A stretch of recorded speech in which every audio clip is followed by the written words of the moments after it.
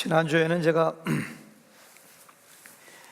불의한 재판장의 비유 가지고 기도에 대해서 말씀을 드렸어요. 하나님을 두려워하지 않고 사람들을 무시하는 불의한 재판장, 정말 원한이 많고 억울한 과부 한 사람이 재판장에게 가서 구하고 요청했는데 나중에 불의한 재판장이 나를 괴롭게 하고 힘들게 하니까 원한을 들어줬다는 그 예수님의 비유의 말씀을 제가 설명해 드리면서 우리가 어떻게 항상 기도하여 말세를 살아가는 예수님의 초림과 재림 사이에 살아가는 성도가 정말로 낭망하고 실망할 일이 많은데 어떻게 하면 낭망하지 않을 수 있는가? 항상 기도하는 것이다. 어떻게 항상 기도할 수가 있는가? 이 과부가 원한을 가지고 나갔던 것처럼 우리에게도 한이 있어요. 한이. 그 한이 어떤 한이냐? 세상 사람들이 하나님을 경외하지 아니하고 하나님이 안 계신 것처럼 불법 가운데 악을 행하면서 하나님의 이름을 존귀 여기지 않는 모습을 바라보면서 롯과 노아가 가졌던 마음의 그런 고통을 가질 때, 마음의 아픔을 가질 때 그런 한을 가지고 하나님께 우리가 기도할 수 있다 말씀드렸고요. 그 비유를 해석하는 키워드가 있는데 하물며라고 했죠. 하물며. 하나님을 두려워하지 않고 사람을 무시하는 악한 재판장도 귀찮다는 이유로, 번거롭게 한다는 이유로 과부의 원한을 들어주었다면 하물며 공의로우시고 한 사람 한 사람을 소중히 여기시는 좋으신 하나님이 우리가 항상 기도할 때 얼마나 빨리 응답하시겠느냐. 그래서 우리가 늘 기도하자. 지난주는 기도에 대한 말씀이었어요. 다 기억나시죠? 표정이 처음 들으시는 것 같은 표정. 네, 예수님께서 그 비유가 끝나자마자 9절에 보니까 새로운 비유를 말씀해 주세요. 비유 내용이 굉장히 간단합니다. 두 사람의 성전에 기도하러 갔다. 한 사람은 바리새인이고 한 사람은 세리다. 바리새인의 기도 내용이 소개되어 있는데요. 하나님, 나는 다른 사람들처럼 토색하지 아니하고 불의를 행하지 아니하고 간음하지 아니하고 일주일에 2번씩 금식하고 소독에 11조를 드리게 하시니 감사합니다.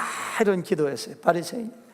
세리는 올라가서 감히 하늘을 쳐다보지도 못하고 하나님, 나를 불쌍히 여겨주세요, 저는 죄인입니다. 이렇게 기도했더니 하나님께서는 바리새인보다 세리를 더 의롭다고 인정하셨다. 너희들도 높아지고자 하는 자는 낮아지고 자기를 겸손하게 낮추는 자는 하나님이 높여주신다. 이 말씀을 주님께서 하신 거예요. 굉장히 간단해요.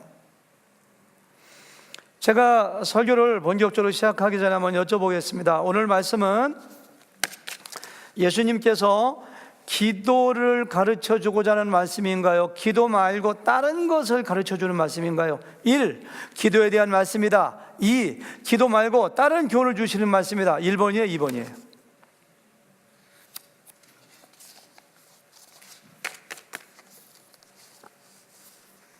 대답 안 하시기로 하셨어요? 1번이에요, 2번이에요? 몇 번? 2번, 맞아요. 우리 김선호 지사님 제자 훈련 받으시되 그냥 성경 딱 읽어보면 하시네요. 2번이에요, 2번. 기도에 대한 이야기가 나오지만 오늘 말씀은 기도에 대한 교훈이 아니라 기도를 소재로 하여 하나님과 사람 앞에 얼마나 겸손하게 살아야 될 것인가를 말씀해 주시는 거예요. 이 9절 말씀에 예수님께서 이 비유를 말씀하시는 목적을 분명히 밝혀주고 계십니다. 9절에 보니까 또 자기를 의롭다고 믿고 다른 사람을 멸시하는 자들에게 이 비유로 말씀하시되, 누구한테 얘기한 거예요? 기도하지 않는 자들에게 말씀하신 것이 아니라 누구한테 한 거예요? 자기를 의롭다고 믿고 다른 사람들을 멸시하는 자들에게 비유로 말씀하신 거예요. 14절 맨 마지막에도 보니까 무릇 자기를 높이는 자는 낮아지고 자기를 낮추는 자는 높아지리라. 그러니까 이 설교를 다 들은 다음에 혹시 자기를 교만하게 생각하고 자기를 높이는 사람은 자기를 낮추는 그런 목적으로 비유를 주신 거예요.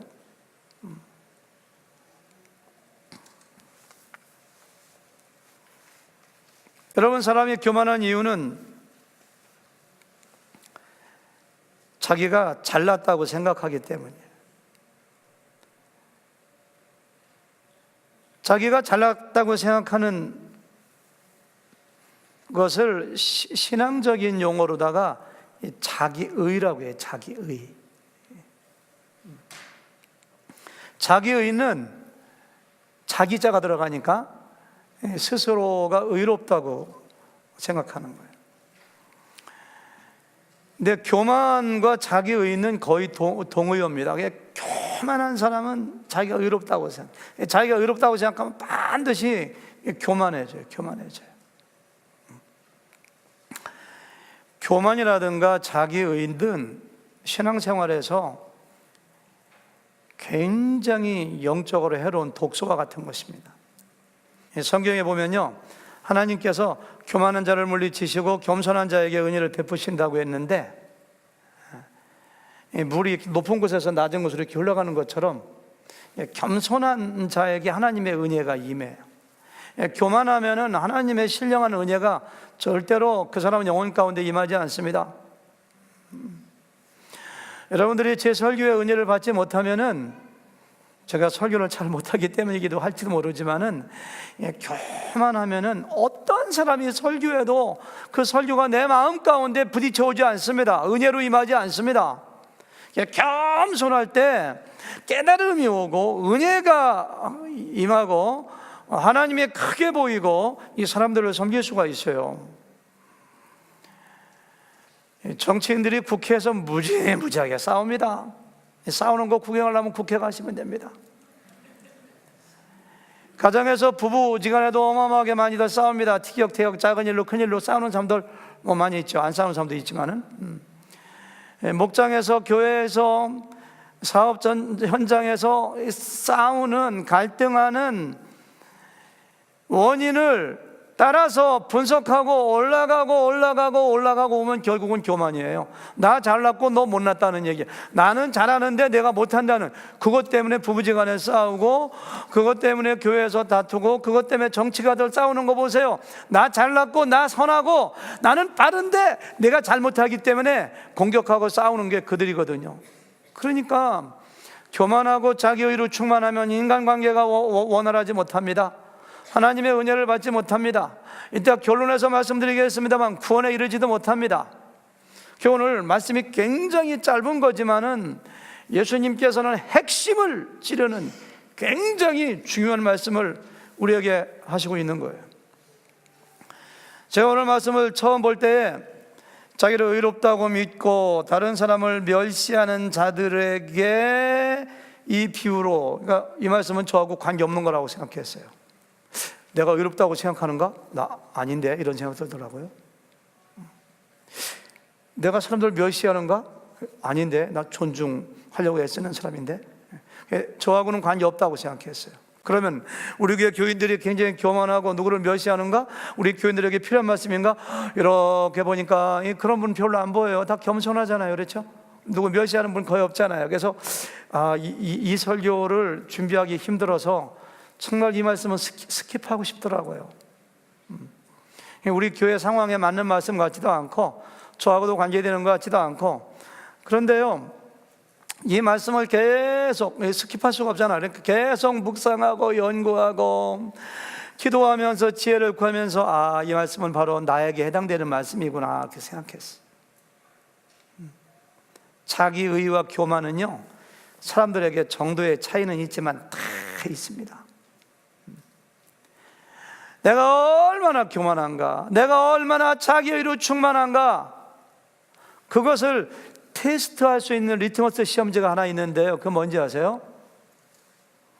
입으로 이야기하지 않지만 마음속으로 내가 누군가를 판단하거나 누군가를 정죄하거나 누군가를 비판하는 마음이나 말을 하고 있다면 그 사람은 틀림없이 자기의와 교만으로 충만한 사람이에요. 제가 그런 사람이에요. 말로는 잘 판단하지 않습니다. 말로는 비판하지 않습니다. 내 마음속에서 얼마나 많은 사람들을 판단하고 정죄하고 잘못됐다고 생각하고 속으로 비판하는지. 그래서 이 말씀은 바로 저에 대한 말씀이고, 여러분들 한 사람 한 사람에 대한 말씀이 바로 오늘 이 말씀입니다. 바리새인들에게만 해당되는 말씀이 아닙니다. 어쩌면 예수님께서 예수님의 제자라고 해가지고 우쭐해가지고 목에 힘을 주고 행세하는 베드로, 요한, 야고보 같은 제자들을 향하여 이 말씀을 주시는지 몰라요. 여기에 등장하는 바리새인은 하나의 샘플로, 본보기로 보여주고 있을 뿐입니다. 따라서 오늘 이 말씀의 거울 앞에 내가 얼마나 겸손한 사람인가, 아니면 얼마나 자기의로 충만한 사람인가 비추어 보고, 하나님의 말씀이 역사에서 설교가 끝났을 때는 저나 여러분들이나 정말 겸손하게 살겠다고, 나의 실체, 나의 본질이 어떠한 사람인가 파악하는 여러분과 제가 됐으면 참 좋겠어요. 제가 오래 설명하지 않아도 잘 알아요. 바리새인들이 얼마나 율법을 사랑하고 얼마나 철저하게 말씀대로 살려고 노력하는 사람인지. 아마 바리새인과 같은 사람이 한 사람이 우리 교회에 있으면은 가장 롤 모델로 존경과 찬사를 받을 수 있는 사람인지 몰라요. 오늘도 보세요. 자기가 하지 않은 거 3가지 이야기합니다. 나는 토색하지 않았습니다. 토색이라는 말이 굉장히 어려운 단어인데요, 제가 국어사전 찾아보니까 금품을 달라고 억지로 조르는 것, 이게 토색이더라고요. 물건을 탐하는 거예요. 남 거 빼앗는 거예요. 영어 성경 보니까요, NIV하고 킹제임스 버전 보니까 extortion, 강제로 물건을 강탈하는 거예요. 다른 성경 보니까, 영어 성경 보니까 rob, R-O-B, 강도짓하는 거예요. 여기 나오는 바리새인은 한 번도 부당하게 다른 사람들의 물건을 빼앗거나 취한 적이 없는 사람입니다. 두 번째, 이 사람은 불의를 행한 적이 없다고 했어요. 영어로 보니까요, unjust, evildoer, 부정직하여 자기 양심을 속인 적이 없다는 거예요. 자기가 자부하는 사람입니다. 저는 이것까지 거짓말이라고 생각하지는 않아요. 세 번째는 자기는 간음한 적이 없대요. 모든 성적인 범죄입니다. 그런 거 한 적이 없대요. 그리고 자기가 2가지를 했는데요, 한 가지는 일주일에 2번 금식했대요. 일주일이 7일인데 그 중에서 이틀을 금식하는 분입니다. 제가 한국에 가면 저보다 3살 먹은 누이가 있는데 어느 순복음교회 전도사입니다. 우리 누이만 보면은, 누나만 보면은 열등의식했어요. 가족끼리 추석이나 명절이나 누구 아버지 생일 때에 모여 있으면은 꼭 매월 1일, 2일, 3일 되면은 꼭 금식해요. 금식. 한 달에 3번 금식하는 분입니다. 그리고 같이 모여 있다가도 밤 9시만 되면 가요. 9시 재밌는 일이 있고 가족 모임이 있어도 가요. 어디가 누나? 그러면은 나 9시만 되면 12시까지 교회 가서 기도하잖아. 이렇게 가는. 아마 여기 나오는 바리새인이 그런 사람 같아요. 한 달에 한 번이 아니라 일주일에 2번. 우리 교회 일주일에 2번 금식하는 분 누구 있어요? 그리고 소득의 11조를 하나님께 드린대요. 소득의 11조를. 정말 존경과 찬사와 신앙의 롤 모델이 되는 그러한 사람을 예수님께서는 말씀하시기를 세리가 더 의롭다함을 받았다고. 세리가 얼마나 나쁘고 악한 사람인가. 죄인하면 세리고 세리하면 죄인입니다. 로마의 권력을 등에 업고 정말 이스라엘 백성들이 힘들게 농사짓고 장사하고 양을 치고 해서 얻은 소득의 대부분을 강탈해가지고 세금을 조금만 드리고 자기가 착취하는 이스라엘 백성들이 정말로 짐승처럼 벌레처럼 경멸의 대상으로 여기는 그러한 죄인이요 세리를 그 선하고 종교적이고 절제하고 11조하고 금식하는 바리새인보다도 의롭다고 하는 설교를 들었을 때 그 당시 사람들은 얼마나 큰 충격을 받았을까요? 만약에 우리 교회 어떤 부흥 강사가 가지고 부흥회를 하면서 우리 교회 신앙생활을 가장 열심히 하는 어떤 안수 집사님이나 어떤 목사님이나 그런 분들을 비교하면서 정말 우리가 보기에는 본받고 싶지, 저분은 교회에 나오는가? 막 그런 분하고 비교하면서 저 사람이 여기 있는 누구누구 안수 집사보다도 누구누구 목사보다도 의로운 사람이라고 하면은 얼마나 속으로 분노가 생기고 얼마나 충격을 받게. 지금 주님께서 그 말씀하시는 거예요.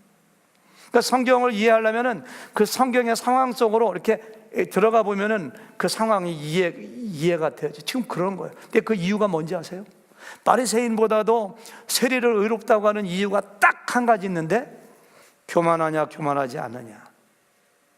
세상의 모든 사람은 죄인인데 자기가 죄인인 걸 깨달았느냐 깨닫지 못하고 의롭다고 생각하라. 그거 한 가지 때문에 의롭다 의롭지 않다가 뒤바뀌는 모습을 우리 여기서 볼 수가 있어.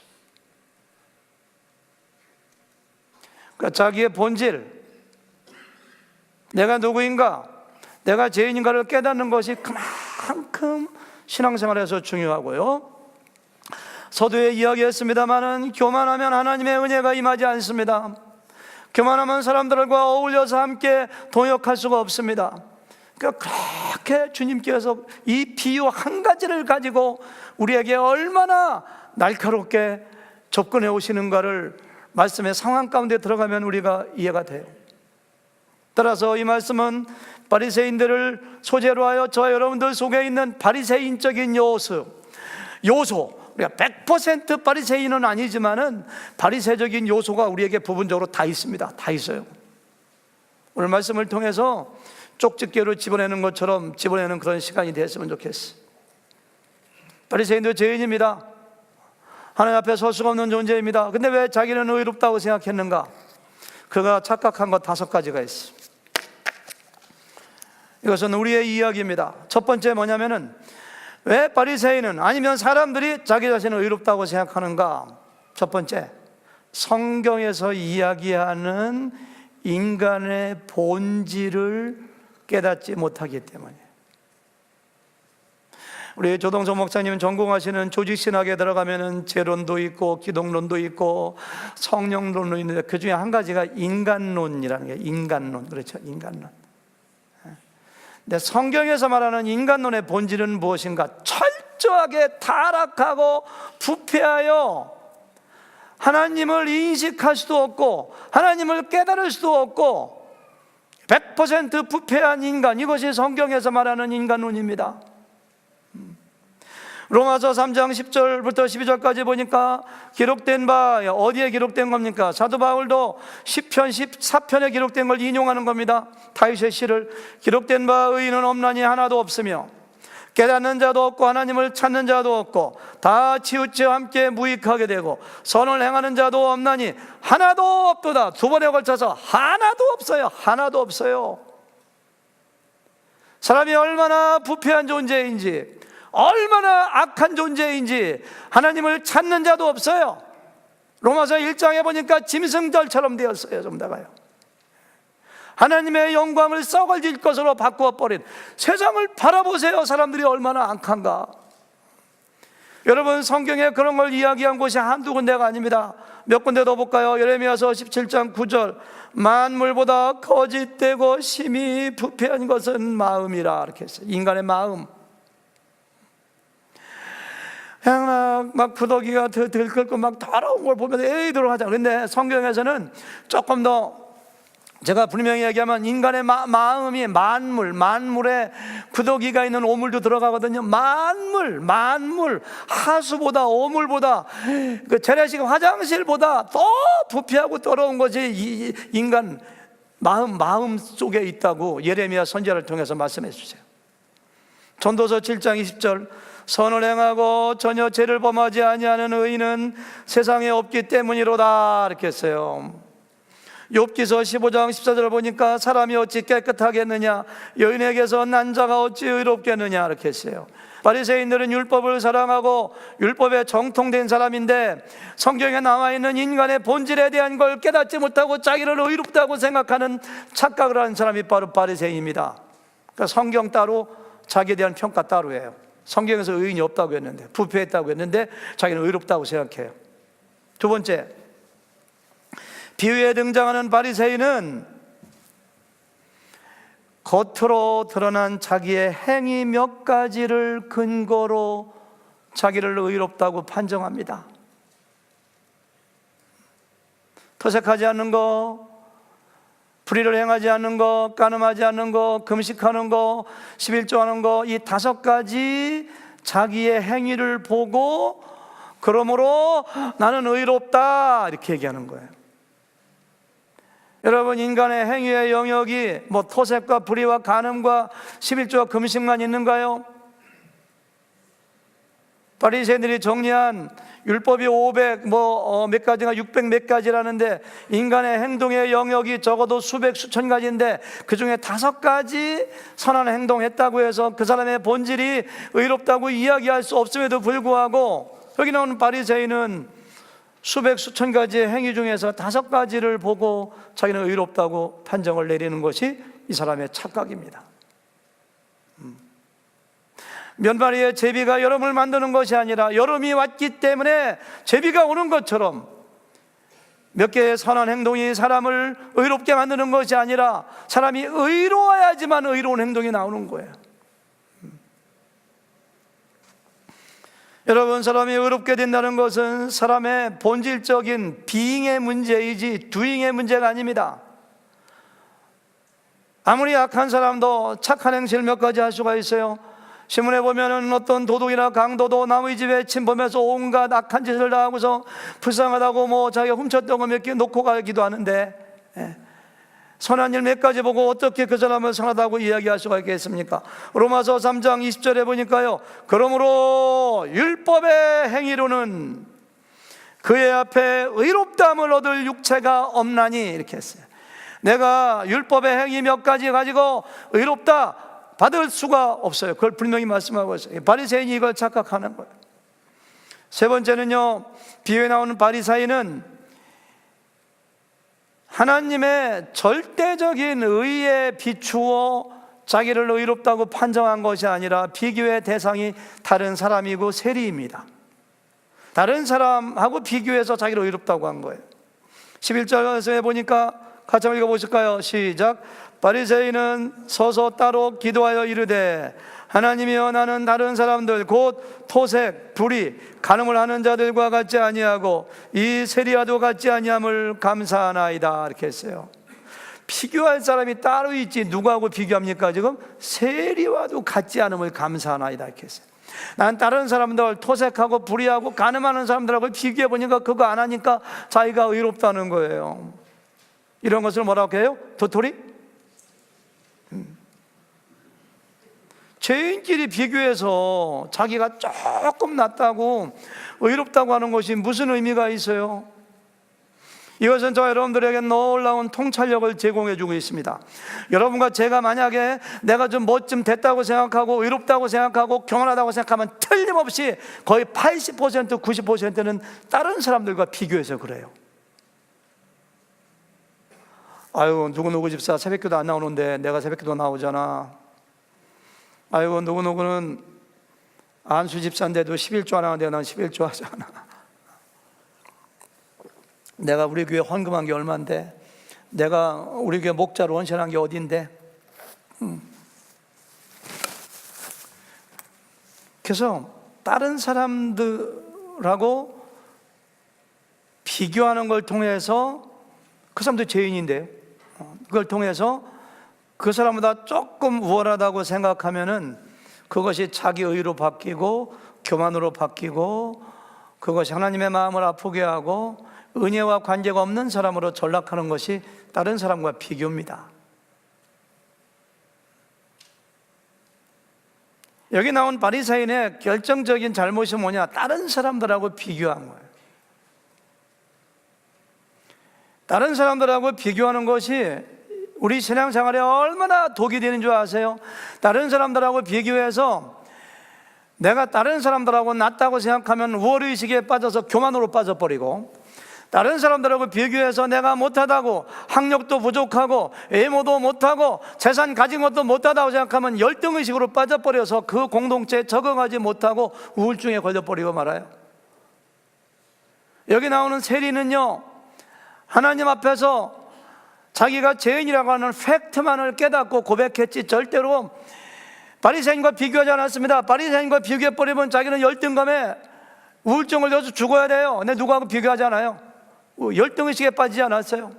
근데 이 사람의 문제는 누구하고 비교를 통해서 자기의 의를, 자기가 교만을 세우는 모습을 볼 수 있어요. 네 번째, 예수님의 비유에 나오는 바리새인은 정말로 의로운 사람이 아니라는 사실을 반증하고 있는데요, 자기가 스스로 의롭다고 판정했기 때문에. 제가 처음에 말씀드렸습니다만 자기 의는 교만이요 자기 자랑이기 때문에 큰 죄입니다. 여러분, 도덕질하고 간음하고 사람 죽이는 것만이 죄가 아니라 그 영적인 교만, 자기 의도 어마어마한 죄인데요, 이것이 죄라면 다소 역설적인 이야기 같지만은 아무리 의로운 사람이라 할지라도 내가 의롭다고 판정하는 순간 교만과 자기 의와 자랑의 범죄를 짓는 것이기 때문에 의로운 사람이 아니게 돼요. 좀 어려운 얘기인가요?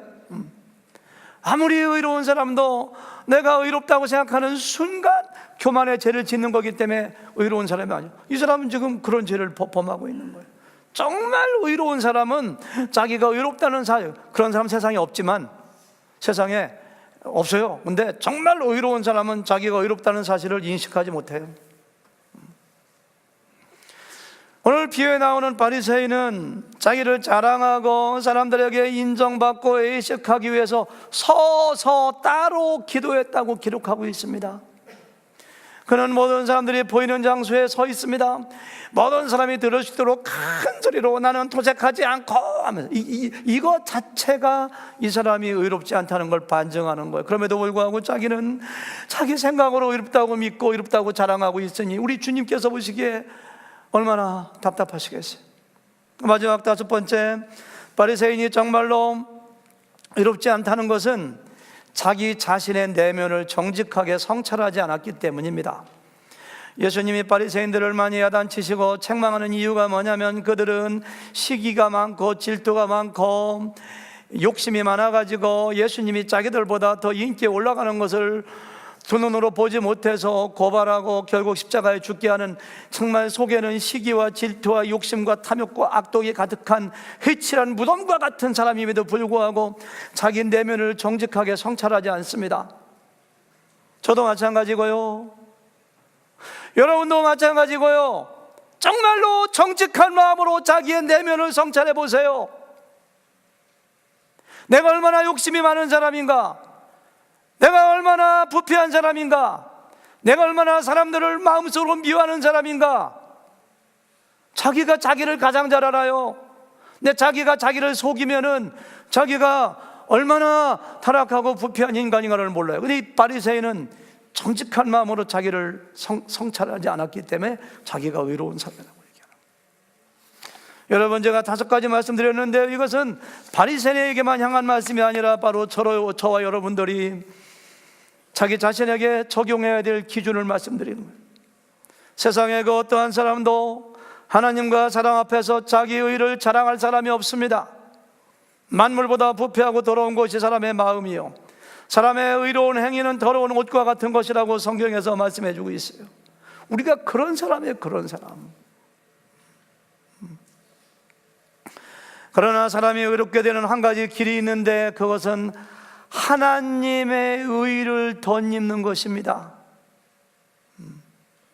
하나님은 거룩하시고 공의로우시고 사랑이 많으시고 죄를 알지도 못하시고 없는 그 하나님의 절대적인 의를 내가 덧입어야 돼요. 덧입어야 돼요. 하나님의 의를 덧입는 유일한 방법이 한 가지가 있는데 그것은 나의 죄를 위하여 십자가에서 죽으시고 부활하신 예수님을 나의 구원자요 나의 주인으로 영접하고 믿을 때 우리를 의롭다고 하나님께서 인정해 주세요. 너무 잘 아는 말씀이잖아요. 로마서 3장 21절 보니까요, 이제는 율법 외에 하나님의 한 의가 나타났으니, 이 보세요, 율법 외에 하나님의 한 의가 나타나, 율법은 행해야지만 의롭다는데 그 행위 말고 하나님의 의가 나타났어요.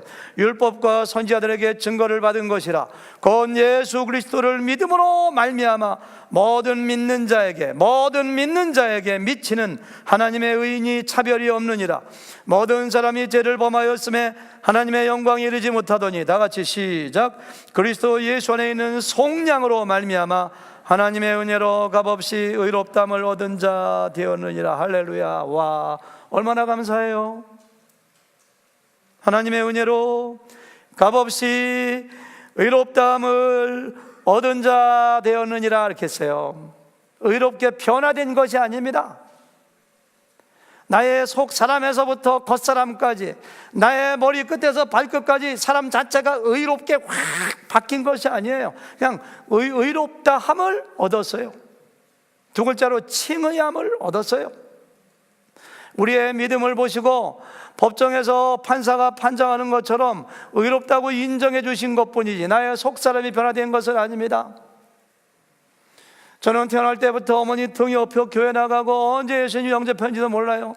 목사가 된 지 20년 가까이가 됐는데도요, 아직까지 저희 속에는 부정하고 부패하고 악한 것이 가득한 걸 제가 잘 알아요. 다만 제가 말씀 가운데 살기 위해서 말씀을 지키려고 성령의 음성 가운데 표현하지 않고 행동으로 내놓지 저는 알아요. 제가 의롭지 않은 거 알아요. 그럼에도 불구하고 나의 믿음을 보시고 의롭다고 인정해 주시는 하나님을 볼 때 얼마나 그러니까 우리는 교만하기는커녕 날마다 감사하고 나 하나님의 은혜라고 고백해야 되고, 이것이 바로 우리가 취해야 될 마음의 자세이고 태도인데, 여기 나온 세리가 바로 그런 마음의 자세를 가진 사람. 13절 같이 보실까요?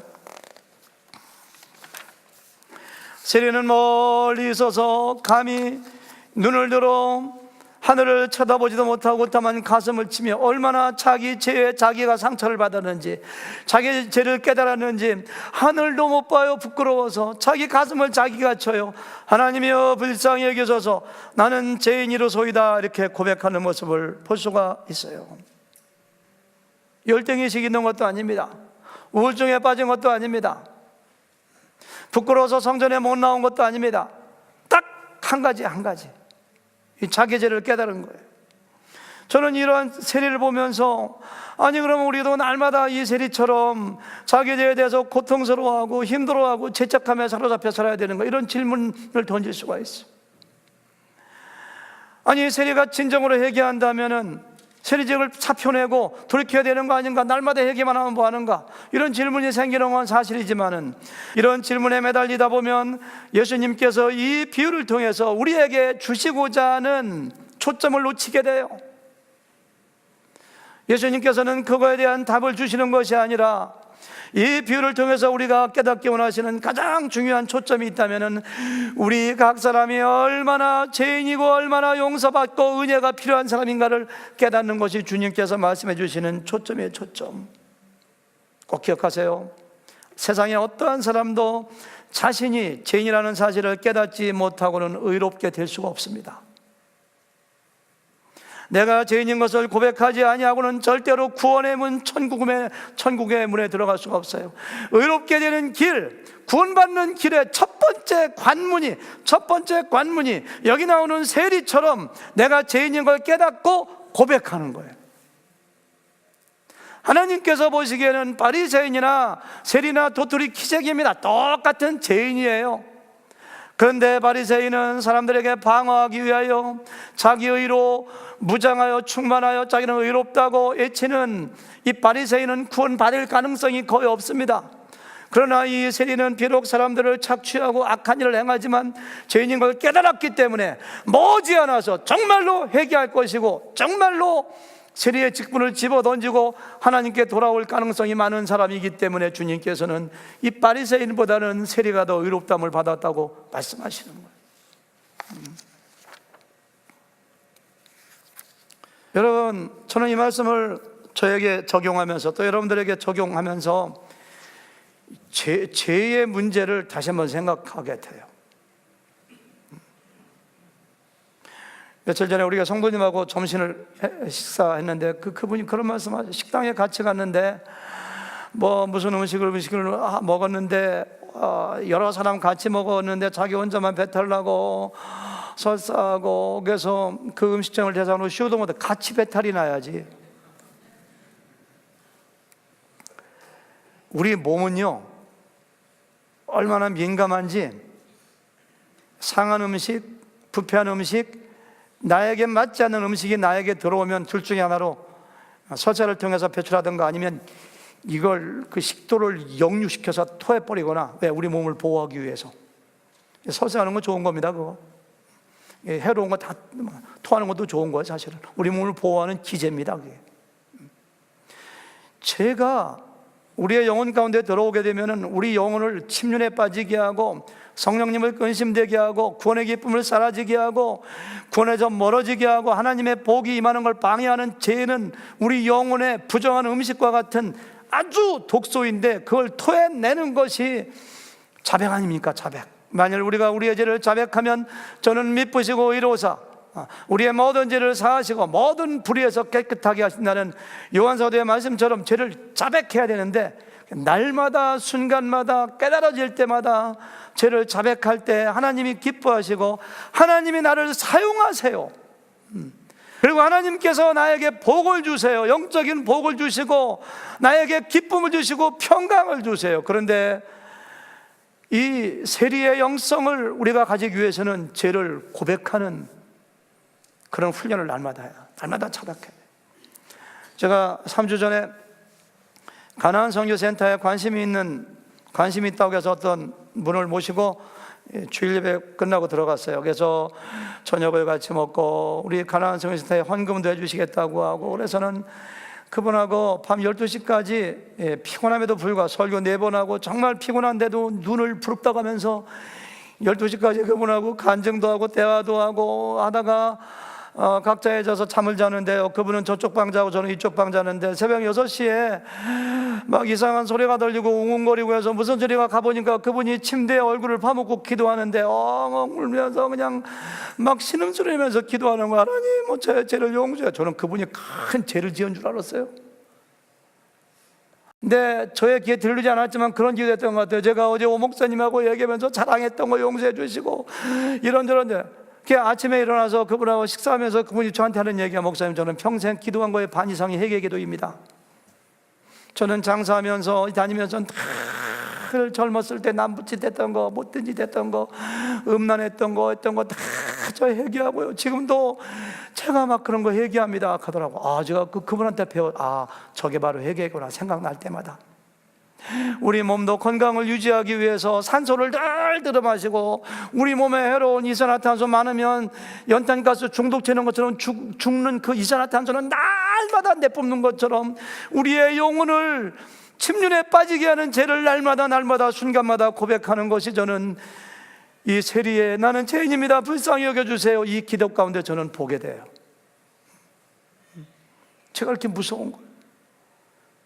그러니까 시편 51편에 보니까 설교 원고 한 장이 없어져서 빨리 끝내야 되겠네요. 어디 갔나 모르겠어요. 그냥 다윗이 자기의 죄를 다 고백한 다음에 하나님께서 구하시는 것은 상한 심령이라 이렇게 했어요. 또네, 다 같이 시작. 하나님께서 구하시는 제사는 상한 심령이라. 하나님이여 상하고 통회하는 마음을 주께서 멸시하지 아니하시리다 이렇게 했어요. 날마다 자기 죄 때문에 상처받아야 돼요. 토해내야 돼요. 깨끗한 영혼으로, 거룩한 영혼으로 나가는 저 여러분 되시기를 주님의 이름으로 축원합니다.